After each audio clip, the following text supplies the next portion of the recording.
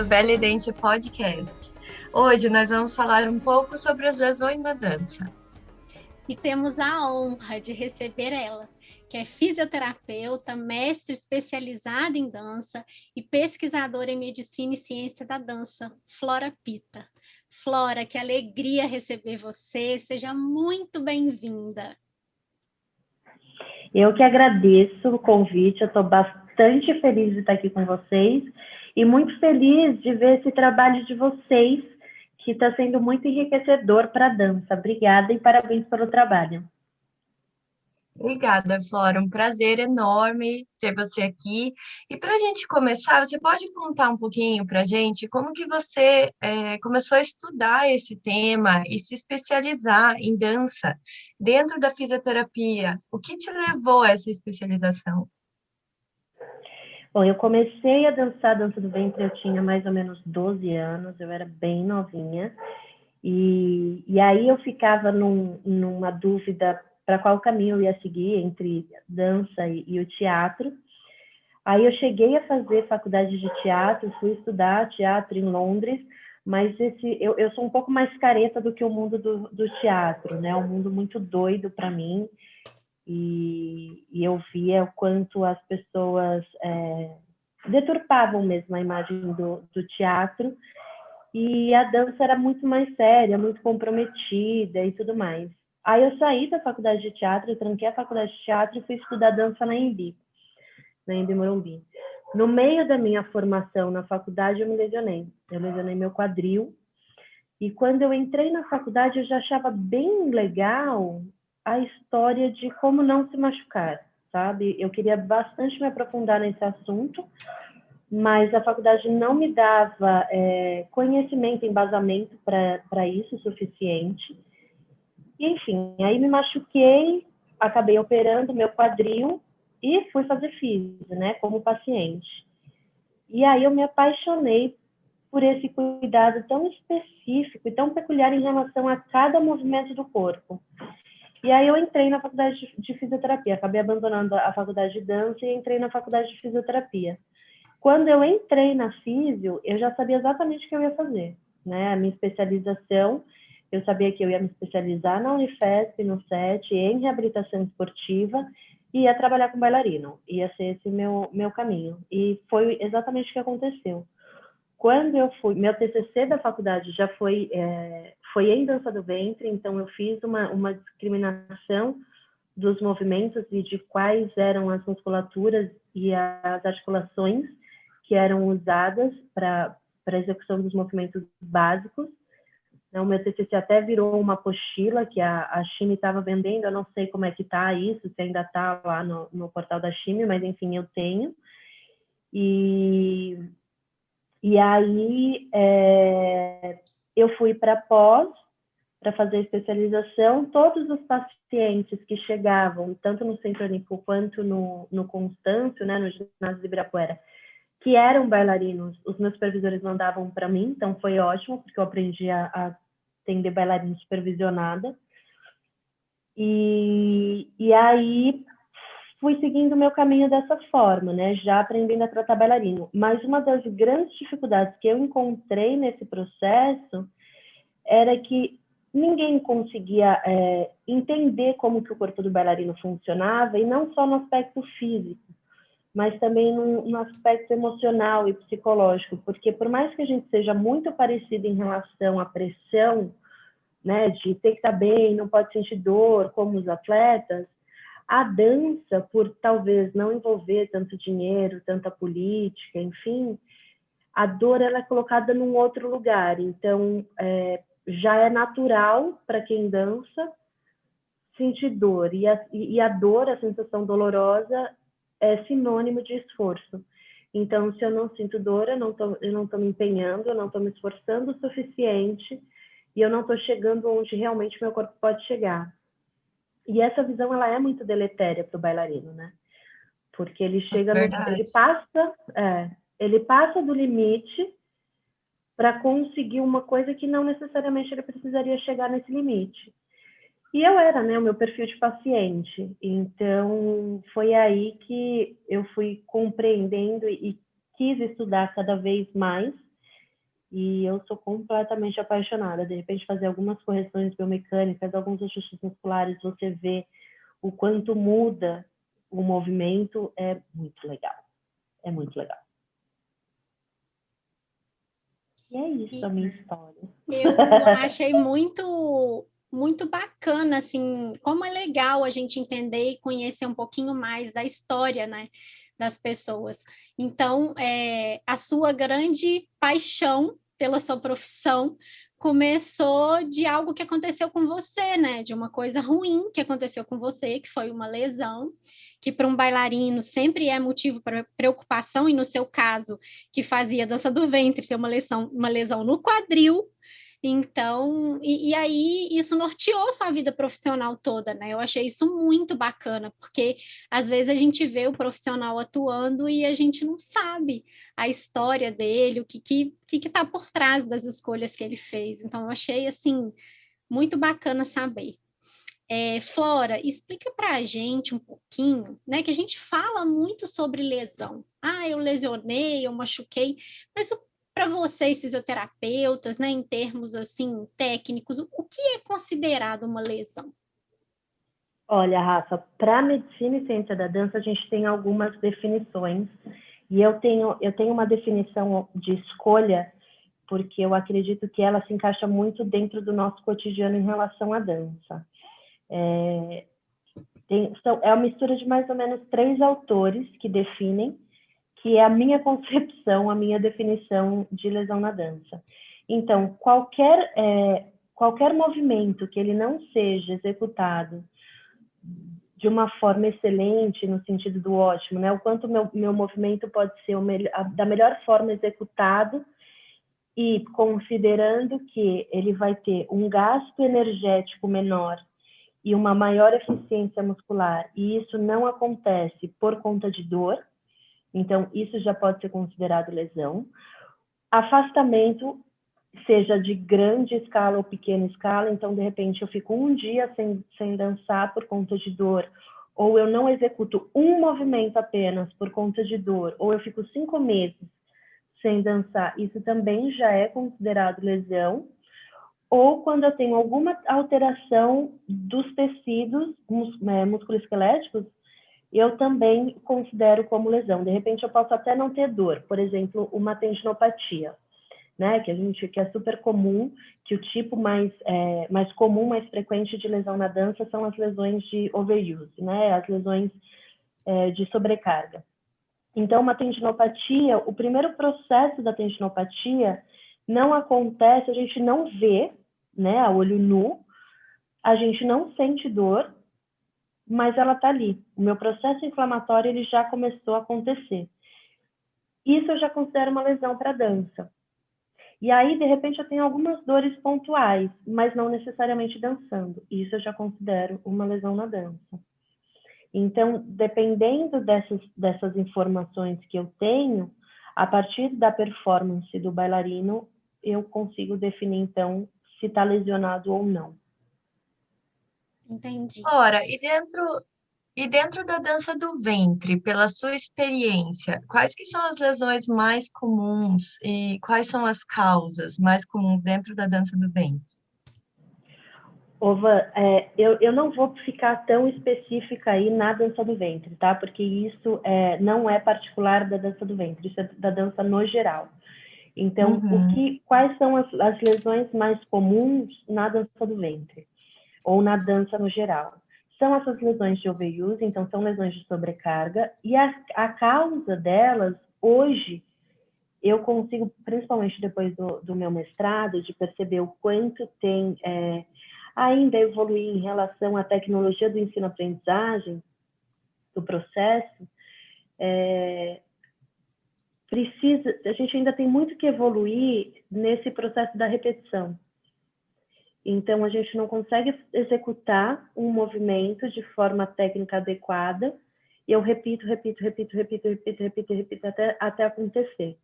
Então, isso é um dos maiores problemas que a gente tem na dança ainda hoje, e isso é no geral, não é só na dança do ventre. Eu acredito ainda que na dança do ventre mais, né, por ser muito pouco estudada ainda. E em relação à localização ou ao tipo de lesão, a gente praticamente não tem estudo. Eu até separei um aqui, que foi uma revisão que foi feita, foi publicada no Journal of Medicine and Science, que é um jornal que eu sou revisora, uma revista científica que eu sou revisora, e eles fizeram um estudo retrospectivo em relação à incidência e os fatores associados à lesão. Então, é bastante difícil quando a gente vai fazer essa análise de incidência, porque os bailarinos não procuram médico, né? É muito difícil.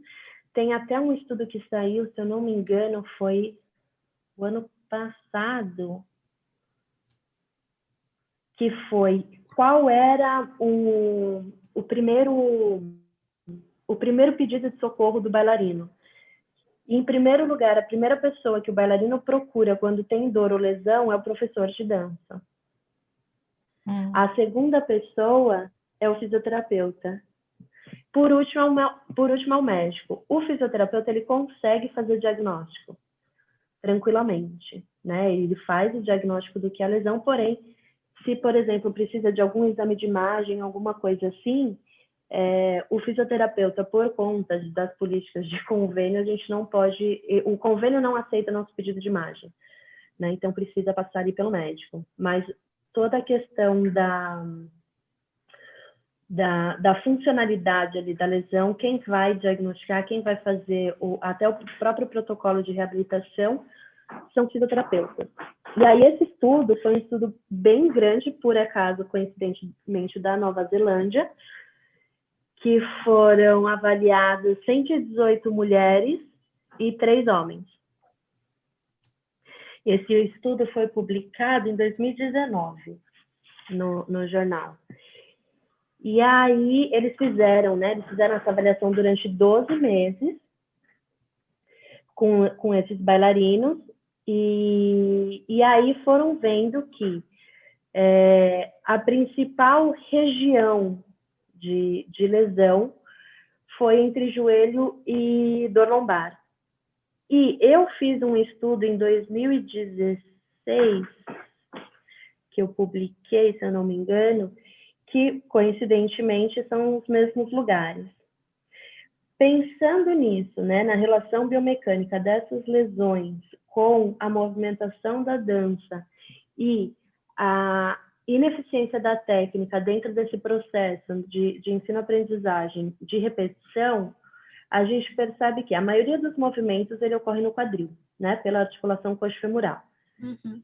E quando eu não consigo ter uma estabilização muscular ou uma mobilidade adequada da minha coxa femoral, pensando que muitas vezes a gente vai estar com o pé fixo no chão, quem vai sofrer a sobrecarga vai ser ou o joelho ou, de fato, a lombar. Então, tudo isso está, de fato, ligado à execução, à técnica da dança. Uhum.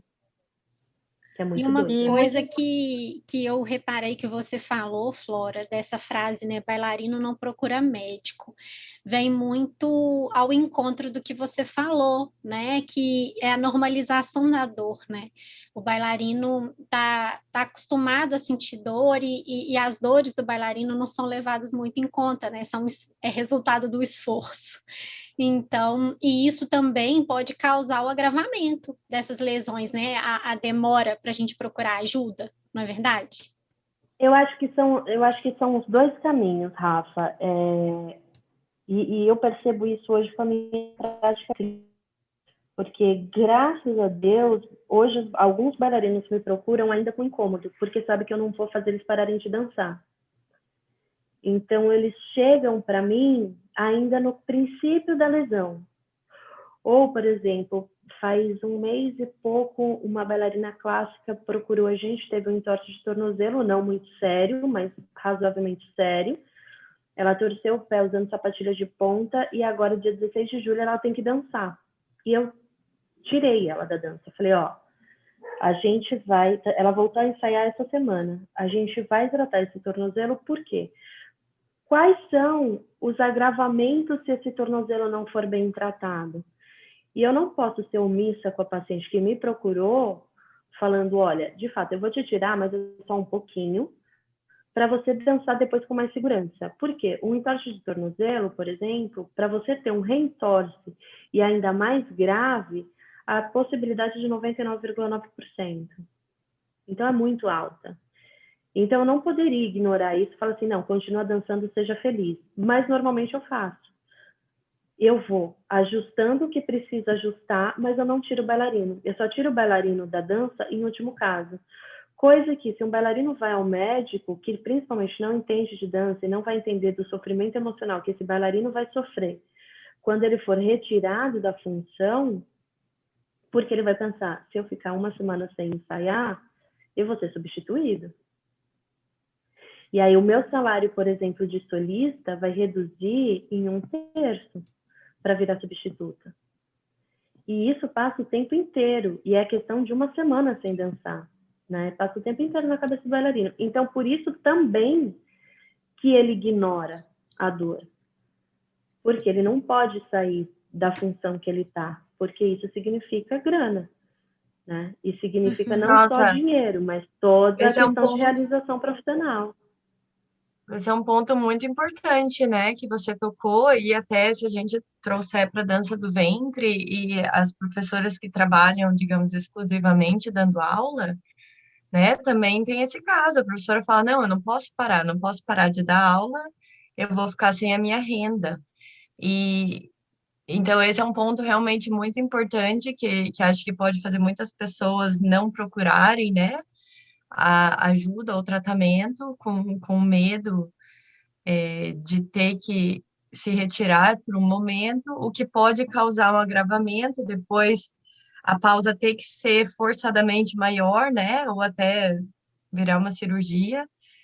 E outro ponto interessante que você falou em relação a professora ouvir primeiro sobre a lesão, né? E isso me traz muito assim para as minhas aulas, e quantas vezes eu já ouvi alunas virem, né, com realmente reclamações, eu tô com dor aqui, dor ali, e realmente não buscar uma ajuda, né, profissional para tratamento. E como a gente ouve, realmente as professoras elas vão tendo, digamos, uma noção assim dentro do grupo de alunas de quais lesões que são mais recorrentes ou não, e a gente não tem um registro disso, né? E seria muito interessante se a gente tivesse um registro entre as professoras que têm experiência de ouvir, né, todas as lesões sérias ou não sérias, e, e ter uma ideia dentro da nossa dança da recorrência, né? Porque a gente não tem esse estudo, como você falou, é muito difícil ter esse dado, essa informação,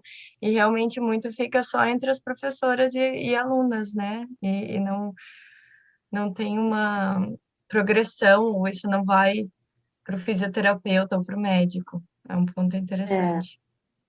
e bastante perigoso, Van, porque as pessoas sabem o quanto eu encho o saco, e eu já escutei de diversas professoras, para que a gente vai estudar anatomia? Para dar aula de Uhum. dança? Pra quê, né, Ou... Brasil? Você tá mexendo apenas com o corpo? Pra que você vai estudar anatomia? Ai, meu Deus. Não, uma vez eu já quase apanhei no congresso de pesquisadores de dança, exatamente porque eu falei assim, cara, você trabalha com o corpo, e aí, você não vai estudar anato, cinésio, você não precisa saber que músculo que faz, qual movimento? Isso para mim é surreal, e é uma visão medíocre do teu trabalho. Então, você está trabalhando com um corpo, você está trabalhando com uma pessoa, você está trabalhando com um sonho, e a tua ignorância pode acabar com isso. E ninguém Sim, tem a noção dessa responsabilidade, né? E aí o professor escuta, minha aluna está com dor no joelho, falei só para ela parar de fazer esse movimento. Tá, mas a semana que vem ela vai fazer, e a dor vai estar ali. E se tinha uma lesão, a lesão permanecerá ali. Então, por que não, né? Teve até uma vez que eu estava dando curso no Ballet Fitness, e aí uma das meninas me perguntou, a gente tem que ser fisioterapeuta para dar aula de dança? É isso que você está falando? Eu falei, não. Vocês não precisam ser fisioterapeutas para dar aula de dança, vocês só precisam entender o mínimo de corpo humano. Até mesmo, vocês precisam entender que vocês estão dentro de sala de aula e que se tem um aluno com dor ou com algum problema de execução, né, do movimento, que você percebe que ele tem alguma dificuldade que você não consegue corrigir, manda para o fisioterapeuta. É só isso que você precisa fazer. Manda, encaminha. Você não precisa achar que você tem que saber tudo. E não precisa mesmo. Né? E a gente sofre muito esse preconceito na física da dança, dos professores acharem que a gente quer tomar um lugar, e muito pelo contrário. Né? A gente está aqui para contribuir e para tirar cada vez menos alunos de dentro de sala de aula, porque isso também é dinheiro. Não é só o fato de repente, eu me lesionei enquanto professora e eu não vou dar mais aula durante 15 dias e vou ter que colocar alguém para me substituir e vou ter que pagar esse salário para alguém me substituir. Não, se você ganha por aluno dentro de sala de aula, o fato de você ter machucado um aluno, você está deixando de ganhar. Sim. Você pode ter uma turma fechada por causa disso. Né? E não tem essa perspectiva. Então, não é só a questão, né, da gente estar machucado. Enquanto a gente está machucado, beleza, a gente se arruma. Agora você está machucando o outro. Né? Sim, é uma responsabilidade. Exatamente isso que eu ia falar, Vanessa. Lidar com o corpo do outro é muita responsabilidade, né? A gente precisa se conscientizar disso. E uma coisa que você falou também que eu achei muito bacana, Flora, é que o professor, ele não precisa saber de tudo. Então, assim, a gente vive um momento em que todo mundo, a gente tem tanto acesso, né, a tanta coisa, que a gente se sente meio cobrado, assim, de, nossa, eu preciso saber tudo. E não precisa. Você precisa identificar, o aluno está sentindo dor, saber o que fazer com esse aluno, para onde encaminhar esse aluno, né? Então, é isso, gente. Vamos aprender a lidar com as incertezas, porque elas fazem parte da nossa vida, né? E não é diferença dentro da sala de aula. Não, e é nesse tempo de Instagram e de rede social, que acho que vem muito a contribuir, mas também é uma área muito perigosa, e eu tenho discutido muito isso na minha reunião de medicina e ciência da dança, né? Que é aberto para professor, para fisioterapeuta, enfim, para quem está afim de estudar. Que nesse momento onde nós temos nossos influencers, qual a responsabilidade que eles têm? Então, você vê aí uma famosa falando de atividade física e, de uma certa forma, passando recomendação daquela atividade física. E, cara, ela não sabe nem o que é pé. E ela tá lá falando, gente, porque o meu treino é isso e aquilo. Se você não tem o mínimo de criticidade, se você é muito fã, é inerente o fato de você acreditar nessa pessoa e tentar reproduzir, porque você quer tanto ter aquele corpo, porque a vida dela é tão o sonho que você gostaria, apesar de sabermos que não é real, você vai seguir todas as recomendações de dieta, de exercício, de periodização de quando ela faz atividade e quando não faz. Então, isso é muito sério. Não dá para a gente acreditar também em tudo que a gente vê. Então eu vi no Instagram que isso é maravilhoso. Não, os desafios do relógio, eu quero morrer com aquilo. Para que fazer? Entendeu? Sendo que dançando você nunca vai colocar uma amplitude de movimento daquele tamanho. Então você fica colocando o seu corpo em prova de algumas situações que são extremamente arriscadas e você não tem a menor ideia daquilo que você está fazendo. E muitas vezes incentivado pelos professores. Então, é muito sério. Não tem que saber de tudo, e é exatamente isso, Rafa, que você falou. Só precisa saber identificar e orientar. E encaminha para quem entende, né, do processo. Flora, conta para a gente agora, né? Principalmente a gente enquanto professora, a gente enquanto bailarino também, né? Como que a gente faz para identificar uma lesão na gente e nos nossos alunos? Rafa, primeiro sinal é dor. Dor é sinal de que tem alguma coisa errada. É o primeiro alerta. Uhum. Às vezes, o limiar do aluno, ou seu mesmo, enquanto professor, é tão alto exatamente por ter superado tanta dor na vida, que às vezes você tem alguma dor e nem percebe que está doendo. Mas você percebe que no final da aula, teu joelho está inchado. Então, qualquer coisa que saia do padrão, daquilo que você está acostumada, dentro do teu corpo, procura um profissional. Às vezes eu quero fazer um básico egípcio, mas hoje meu quadril está esquisito. Ele tem um bloqueio no movimento que eu não sei explicar qual é. Procura um profissional, porque às vezes seu quadril está rodado, né? Você teve ali uma descompensação, o teu sacro foi um pouco para frente de um lado, e aí tem uma mecânica que já não está funcionando direito. E o corpo funciona que nem carro. É uma peça do motor que está esquisita, pode ter certeza que vai sobrecarregar a outra e que vai dar problema mais para frente. Eu Ora, costumo e nas... dizer... Desculpa, Pode falar? Eu costumo pode falar. dizer que todo bailarino, ele tem que ter um fisioterapeuta de chaveiro, um fisioterapeuta e um profissional de educação física. Exatamente para ter esse cuidado, porque às vezes o nosso corpo entra num vício de movimentação. A gente dança, a gente sabe como que é. Tem época que eu quero ficar fazendo, sei lá, como agora está na moda das russas, vou ficar batendo cabeça.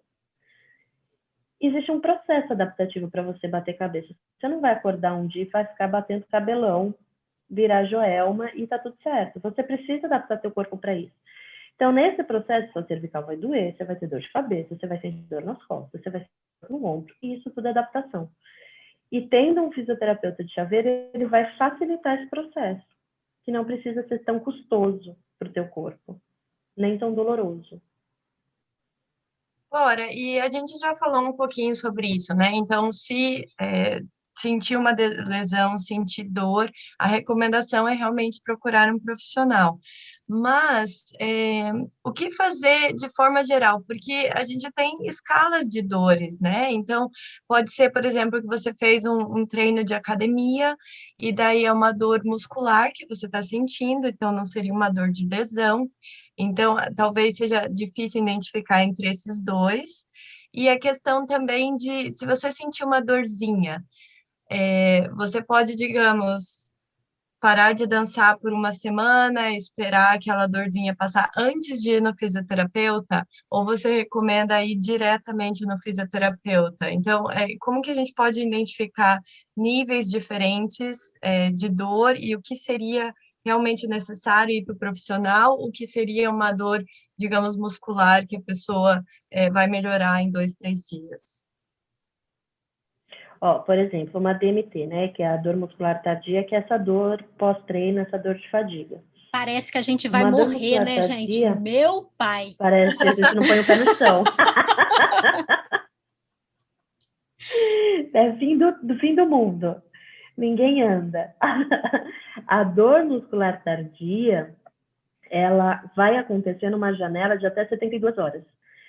Porque toda vez que eu faço alguma prática de atividade física, meu corpo é fisiológico que meu corpo gere microlesões musculares para que eu tenha um aumento aí de força, ou de massa, ou de resistência, enfim, dependendo do objetivo do teu treino. Então, essa dor vai durar mais ou menos 72 horas. Erro número 1 nesse processo, tomar anti-inflamatório. Não toma anti-inflamatório porque você está inibindo todo o objetivo que você provocou no teu treino, por exemplo. Então, aquele eu treinei... Dorflex, nem pensar. Não, nem pensar. Então, eu treinei para aguentar correr uma maratona.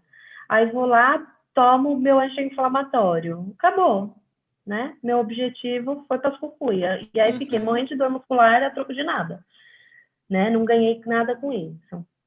Então, isso é o segundo erro. Vou morrer de alongar.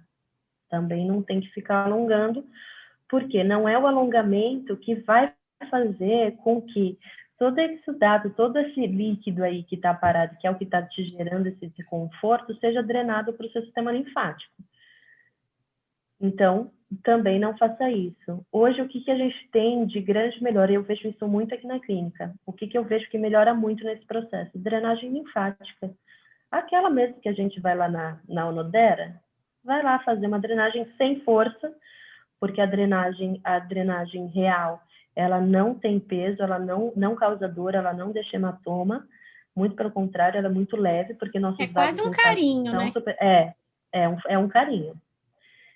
Porque nossos vasos linfáticos, eles são superficiais, então não tem que ser profundo, porque senão a gente acaba causando quebra de colágeno na pele e, às vezes, lesionando os vasos linfáticos. Então, ponto. O gelo pode ser uma boa nessa dor? Hoje em dia, não mais. Hoje em dia, tem se percebido que o gelo não diminui os edema. Então, o gelo sozinho não resolve em absolutamente nada.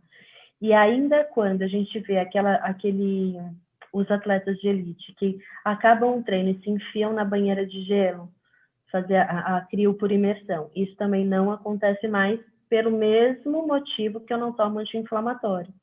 Eu vou perder todo aquele processo fisiológico que eu causei para melhorar o meu corpo, o gelo vai tirar tudo isso. Aí tá bom, isso eu só estou falando das dores musculares tardias, daquela dor pós-treino. Se eu não tive nenhum trauma, né? Não torci meu tornozelo, não esbarrei em ninguém, não caí no chão, não percebi que meu osso se deslocou, mas eu salto e sinto dor. Eu faço um movimento, um básico egípcio, e começo a sentir meu quadril depois de um tempo fazendo. Eu tenho dores em agulhada. Às vezes eu sinto disparar um choque. Eu não consigo sustentar um movimento por muito tempo porque eu sinto dor. Isso já são bons indicativos de que precisa procurar ajuda. Uhum. Tá? Agora, se é uma coisa pontual, senti hoje por 2 segundos e nunca mais. Observa. Vê se isso vai permanecer. Porque lembra quando eu disse de todas das definições, né, do que era lesão na dança? O quanto o meu movimento vai ser afetado por dor ou por ineficiência porque eu não consigo fazer? E é essa pergunta que a gente tem que fazer. Eu estou sentindo dor a ponto de não conseguir executar um movimento do jeito que normalmente eu faço? Então tem alguma coisa errada. Ótimo. Uhum. E Flora, o que o professor na sala de aula pode fazer? O que você acha que é importante para prevenir lesão nos alunos? Estudar, Rafa. Uhum. Bem Não tem pouquinho. segredo, né, Brasil? Não tem mágica, não. Não tem. É só estudar. É bunda na cadeira. Na cadeira. Eu fico brava, vou fazer um momento merchan, mas eu tenho um grupo de reunião científica que a gente discute todos esses assuntos. Hoje a gente está com 23 aulas gravadas com professores nacionais e internacionais. Não sou só eu que dou aula. Cara, juro, custa R$ 49,90 por mês. É menos que uma pizza. Uhum. É só ir lá estudar e assistir a aula. Tem tudo de informação. Tem como aquecer, tem como alongar, qual o melhor momento de alongar. Alongamento não é tão inocente quanto a gente pensa que é. Agora está na moda, Fábio, abrir um grande EK no meio da dança. Como que a gente vai fazer isso de forma saudável? Porque não é. Então, qual vai ser esse processo? É só estudar. Uhum. É só estudar. Não tem... É a melhor forma do professor prevenir lesão em aluno é estudando. Arrasou. Ora, e na sua visão, o que tem mais risco de causar uma lesão na dança? Seriam os movimentos repetitivos, e então você tem uma sobrecarga por repetição, ou um movimento de impacto que você vai fazer sem preparo físico ou sem aquecimento, por exemplo, você vai fazer um bate-cabelo, ou você vai abrir lá um espacate, ou fazer um cambré. O que você acha que tem mais risco de causar lesão? É a repetição ou um movimento específico pontual de impacto? Ova, o que a gente tem de registro, né, de estudo, é pelo movimento repetitivo. E eu acredito muito que seja pelo movimento repetitivo com falha técnica. Uhum. Né? Porque um bailarino que faça, de repente, um movimento específico, ele está acostumado a fazer esse movimento específico. Então, muito dificilmente, a não ser que, por exemplo, tenha aí uns entorses de tornozelo, ou de repente caiu e aconteceu alguma coisa, né? Teve um acidente, um trauma específico, que não é muito comum na dança, principalmente por conta de contato. Mesmo se a gente for pensar em impacto, não vai ser um salto que vai gerar uma lesão. Vão ser milhares de saltos que ele vai fazer sem ter o corpo preparado para isso. Por exemplo, agora está sendo estudado no esporte, muito estudado, o valgo dinâmico. O que é o valgo dinâmico? É quando eu vou fazer uma flexão, um plié, né? Vou fazer uma flexão do meu joelho e meu joelho entra para dentro. Há muito tempo, o valgo dinâmico foi considerado um preditivo de lesão imenso, para lesão de menisco, para lesão de ligamento e tudo mais. Hoje, está sendo percebido que um atleta de elite que faz ainda um valgo dinâmico, esse valgo dinâmico para esse atleta que tem um corpo preparado para fazer um valgo dinâmico todos os dias, ele não é preditivo à lesão. Muito pelo contrário. O que eu vou fazer com esse meu atleta? Eu vou transformar esse valgo dinâmico dele, né? Essa movimentação específica que é quando ele vai arremessar, ele colocar os dois joelhos para dentro como se fosse cascatinha, eu vou corrigir isso a troco de quê? Se eu corrigir isso, eu vou diminuir a propulsão dele, muito provavelmente ele vai perder performance, ele não vai mais fazer a cesta de 3 pontos. Então, o que eu vou fazer com ele? Eu estou vendo que ele tem esse valgo dinâmico, e eu sei o que acontece mecanicamente para esse valgo dinâmico acontecer, e eu vou dar estrutura e suporte para o corpo dele aguentar esse valgo dinâmico. Então, quando eu falo, né, que eu tenho que puxar a sardinha mesmo para o meu lado, quando eu falo que um bailarino profissional ele precisa ter um fisioterapeuta de chaveiro, a gente faz muito isso tem, né, ainda essa discussão do quanto tem que ter o andeor para a dança do ventre. Qual é esse grau de rotação do pé, né, da rotação do quadril, para conseguir executar um movimento, quanto esse andeor vai me trazer espaço articular. Será que realmente a gente precisa ficar batendo cabeça nessa angulação? E eu estou dizendo isso como uma pessoa que já gravou um vídeo sobre isso dentro da coleção de saúde na dança da Chine. Então, será que não é melhor, ao invés de eu ficar tentando corrigir em todos os meus alunos ou os meus pacientes o grau de abertura que ele vai ter, né? O grau de rotação do andeor que ele vai fazer, será que não é melhor, ao invés de eu ficar corrigindo para uns 15, 30 graus de rotação, será que não é melhor eu dar um suporte e embasar o corpo dele para a sustentação daquela angulação que para ele é natural? Uhum. Talvez eu tenha um resultado de eficiência do movimento muito melhor. Do que só ficar falando, fecha essa perna, encaixa esse quadril. Nananã. Por exemplo, eu posso dançar com o quadril desencaixado eu mesma. A minha vida inteira sempre foi o buchicho que eu dançava com a perna aberta e quadril desencaixado. Eu nunca tive dor na lombar. Porque eu tinha um abdômen forte o suficiente para sustentar minha lombar. Só que eu perco meu tremido. Tem muita individualidade de cada corpo, né? Nós somos seres individuais e nós temos que nos conhecer, né? E a gente sabe, se a gente para um tempo e se observa, a gente sabe o que a gente pode fazer, o que não pode fazer, o que dói, o que não dói, né? Então, essa observação é muito importante, a autoobservação, o autoconhecimento, né? Você sabe que uma vez, faz muito tempo, uma das vezes que a Farida veio para o Brasil, e eu tinha acabado de operar meu quadril, que na verdade eu nem lesionei meu quadril por conta da dança, né? Eu tinha uma lesão congênita e eu não sabia. E aí eu conversando com a Farida, porque no final eu acabei ficando como intérprete dela e eu era meio que a babá dela ali naquele momento, e a gente ficou conversando de lesão. A Farida já fez não sei quantas cirurgias na coluna e tudo mais.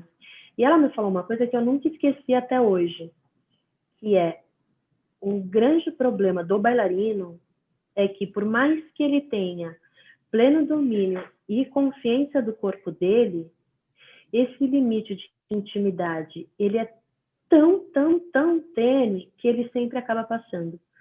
Porque ele não consegue distinguir qual é esse limite. Uhum. Ele acha que ele consegue superar, exatamente porque ele tem mecanismos e recursos motores mesmo para isso. Então, se eu contrair essa minha musculatura aqui e eu sinto um certo alívio, então eu não preciso, de repente, tratar, né? Estou indo para o extremo. Mas isso acontece frequentemente.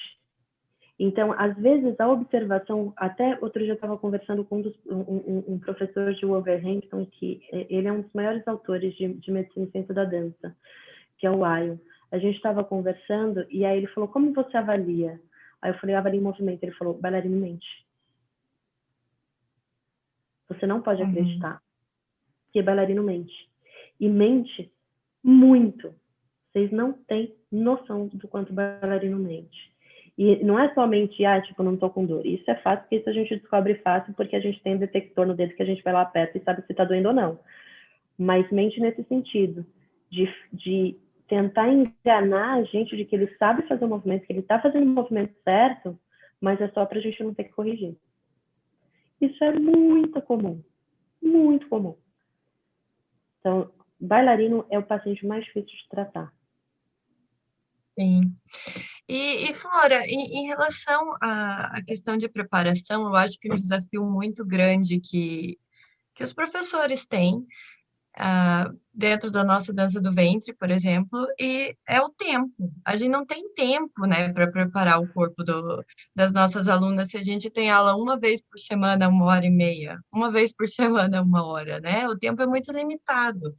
Então, você indica uma outra atividade física que pode ser combinada, conjugada com a dança, para deixar o corpo mais fortalecido e preparado para a dança do ventre?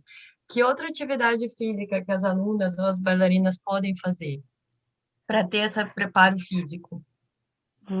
Para a gente pensar nisso, a gente precisa pensar em objetivo.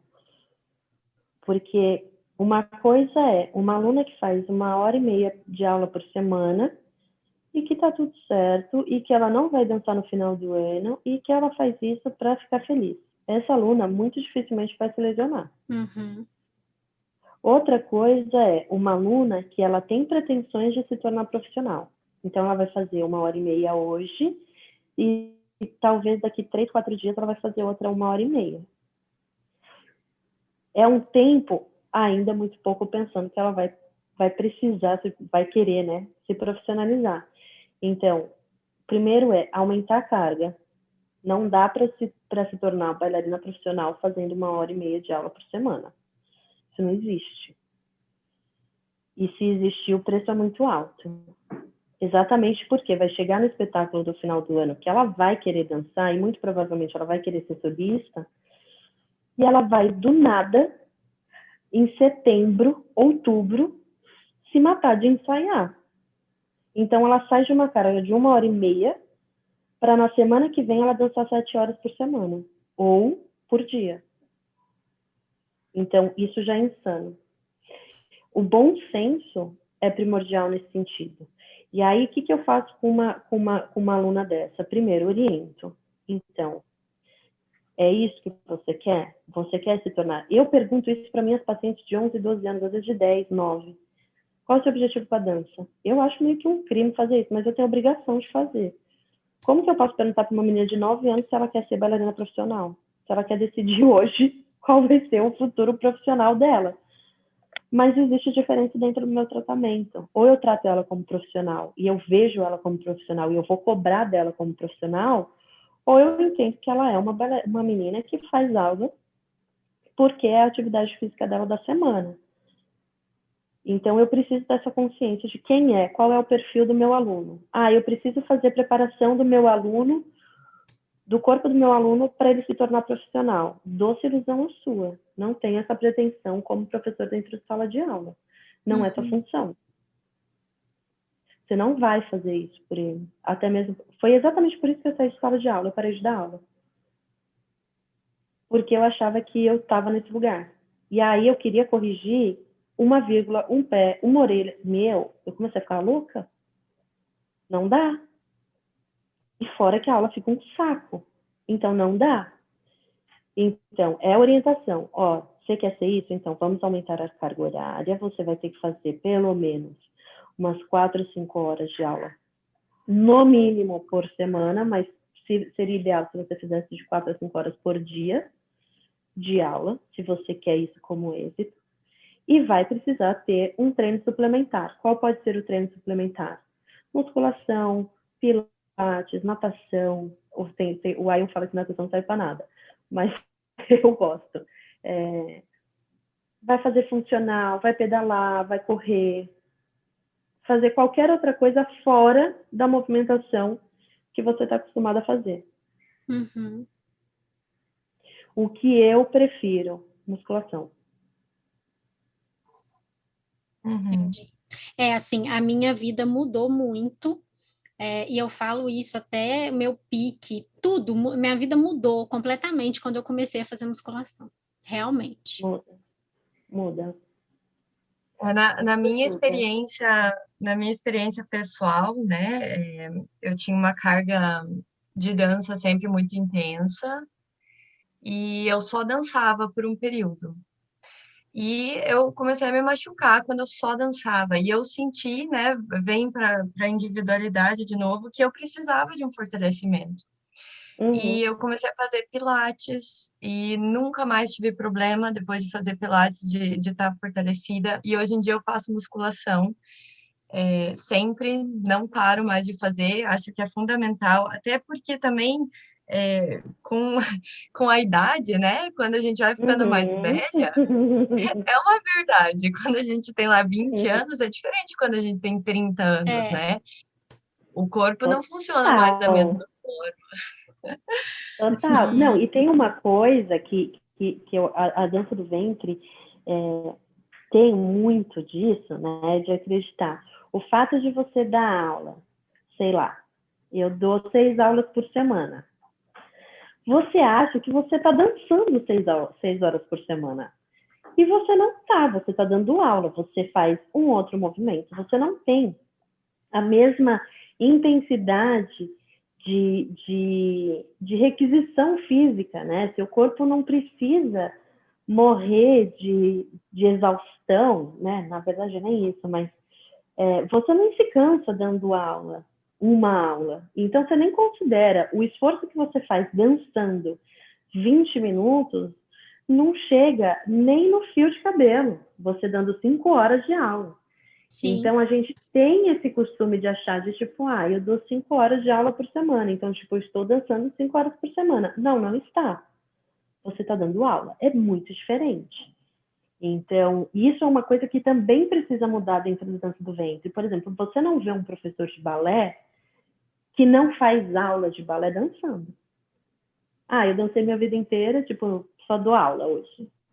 Não faz mais nenhuma aula, vou dançar, vou subir na ponta. Ele não sobe. Ele não sobe. E por que a dança do ventre precisa se colocar nesse lugar tão amador? Que é isso. Né? A falta de seriedade do corpo e do trabalho é isso. Tem que ser levado a sério. Uhum. E Flora, a gente, né, tá falando bastante, né, de bailarina profissional e professora, mas pensando nas alunas que realmente fazem, né, só como lazer, e elas vão para aula 1h30, lá por semana, uma vez por semana, eu também tenho a preocupação com elas e com lesão e com execução do movimento, especialmente depois que a aluna sai do iniciante, já está anos fazendo dança, vai para o intermediário, e a gente tem uma exigência técnica maior dos movimentos. Para conseguir executar aqueles movimentos, a aluna precisa ter uma preparação fora, assim, pelo menos na minha experiência de fazer os seus alongamentos e o seu fortalecimento muscular fora da aula de dança do ventre para poder chegar na aula e ter um rendimento bom na aula e conseguir executar os movimentos e conseguir ter uma evolução dentro da dança, né? Então, se a gente pudesse dar, assim, algumas dicas para essas alunas, né, que não vão ter, digamos, um fisioterapeuta, não vão ter todo esse suporte, o que essa aluna pode fazer para evitar, assim, lesões de uma forma mais simples, assim, o que seria uma lista de coisas que as pessoas têm que fazer e pensar antes da aula? Socorro! Eu sou a pessoa da lista, só que sou anti-lista. Mas eu vou tentar. Eu vou colocar 2...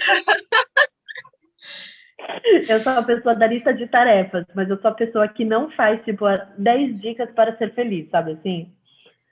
Porque eu acredito muito na individualidade de cada um. Vou tentar, vamos lá. Eu vou colocar 2 cenários, tá? o cenário do mundo ideal e o cenário do mundo que a gente tem hoje. Então, o cenário que a gente tem hoje. O que é palpável eu fazer com a minha aluna dentro de sala de aula? Primeiro, eu preciso saber quem é essa minha aluna. E aí entra na questão do quanto o professor precisa estudar anatomia, cinesiologia e biomecânica.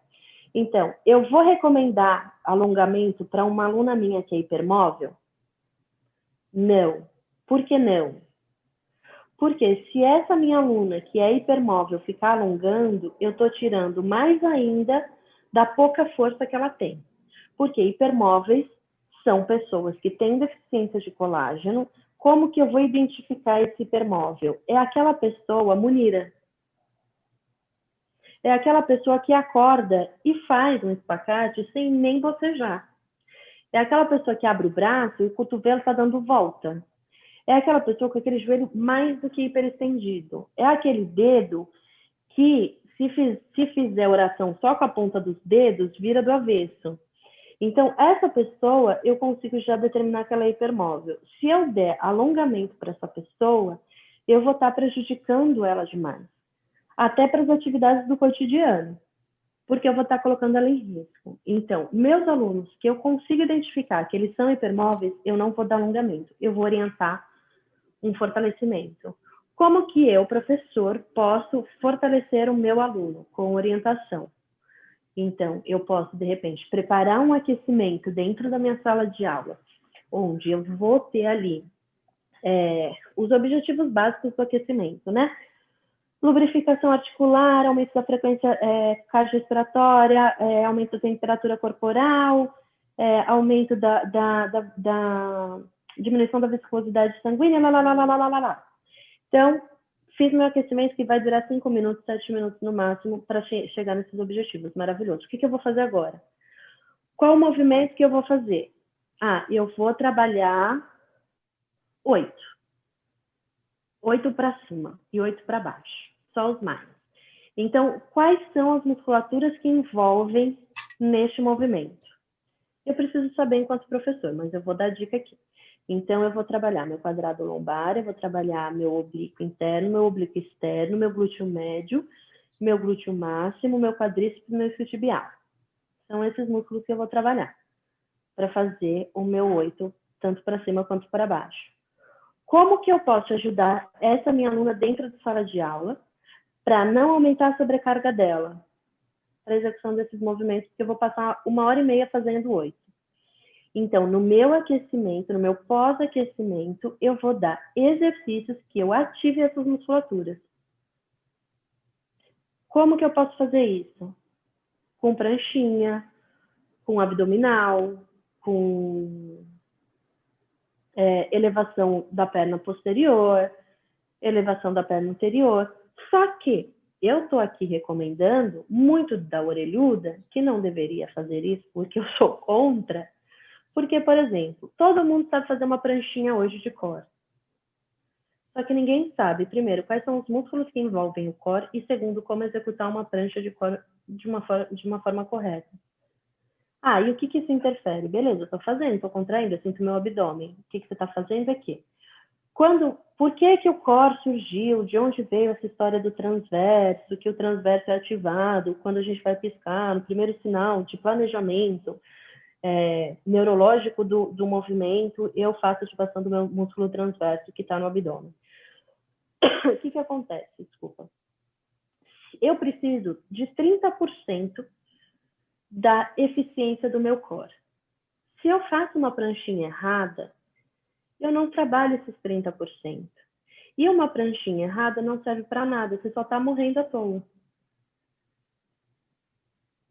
Então, eu preciso entender isso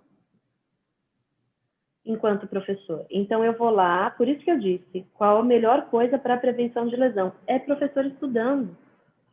O professor tem que saber disso, o professor tem que saber porque a partir do momento, isso é meu mestrado, tá? A partir do momento que eu sei o que eu preciso para executar um movimento, se já no meu aquecimento, no meu pré-aquecimento, no meu aquecimento, na ativação da minha musculatura, eu já trabalho isso, o tempo que eu vou precisar ou o número de repetição que eu vou precisar para o meu aluno executar esse movimento com excelência, ele é reduzido, mas em muitos por cento. Então, eu não preciso, a partir do momento que ele sabe a musculatura que ele vai usar, que ela está ali funcionando, eu não preciso ficar gastando horas repetindo. E, consequentemente, eu não vou gerar sobrecarga na articulação. Então, no mundo que a gente tem hoje, qual é o ideal?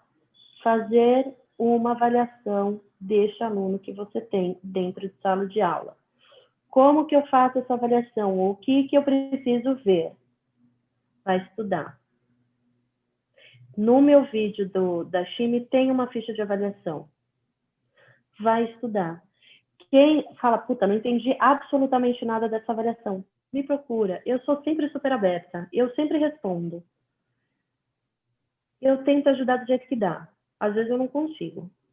Às vezes as pessoas me procuram para falar assim, como que eu faço minha aluna virar 79 piruetas e 49 FTs? Eu falo, amiga, então, ou você manda ela para mim, ou a gente vê uma consultoria, porque daí também em 5 segundos eu não consigo responder.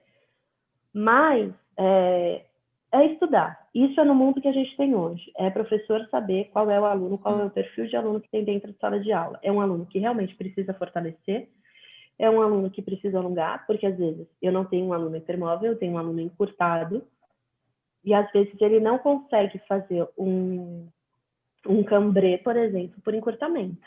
Não é nem por falta de força abdominal, é por encurtamento de iliopsoas. Então eu preciso saber qual é a dificuldade de aprendizagem do meu aluno. No Nossa, mundo gente, ideal...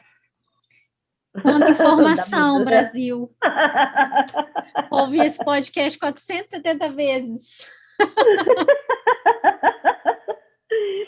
E aí, no mundo ideal, Rafa, é ter um fisioterapeuta que faça esse trabalho para você.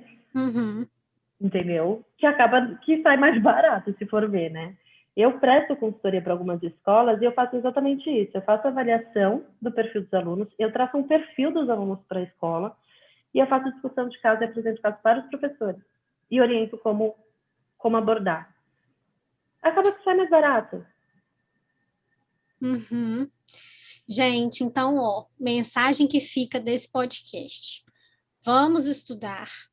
Vamos respeitar as nossas individualidades, conhecer o nosso corpo também é muito importante, né? E a dança também auxilia a gente nesse caminho da consciência corporal. Super. Você saber quando a dorzinha está normal, é uma dor muscular, e quando essa dor está ficando séria.